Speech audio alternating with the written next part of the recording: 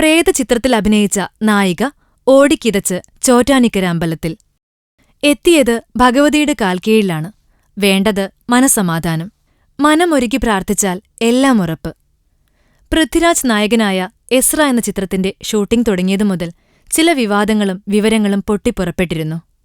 സെറ്റിൽ ചില സംഭവങ്ങൾ യാദൃച്ഛികമായി ഉണ്ടാവുന്നു. പ്രേതബാധയാണ് എല്ലാത്തിനും കാരണം. എന്നാൽ ഇതെല്ലാം പുച്ഛിച്ചു തള്ളുകയായിരുന്നു എസ്രയിലെ നായകൻ പൃഥ്വിരാജും നായിക പ്രിയ ആനന്ദും.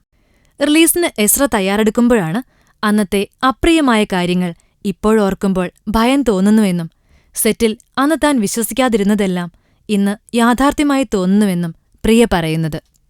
എന്തായാലും പ്രേതബാധയിൽ വലഞ്ഞ നായിക എത്തിയിരിക്കുന്നത് ചോറ്റാനിക്കര അമ്മ ദേവിയുടെ കാൽക്കലാണ്.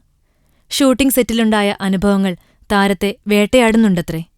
അതിനെ തുടർന്നാണ് ചോറ്റാനിക്കര അമ്പലത്തിലെത്തിയ എസ്രയിലെ നായിക പ്രിയ ആനന്ദ് ദേവിയെ തൊഴുത് പ്രത്യേക വഴിപാടുകളെല്ലാം കഴിപ്പിച്ചാണ് മടങ്ങിയത്. പ്രിയ, ഒരിക്കലും ഭയപ്പെടേണ്ട, അമ്മ കൈവിടില്ല. ഫിലിം കോട്ട്. കൂടുതൽ സിനിമാ വിശേഷങ്ങൾക്കായി ഈ ചാനൽ സബ്സ്ക്രൈബ് ചെയ്യൂ. Film coat.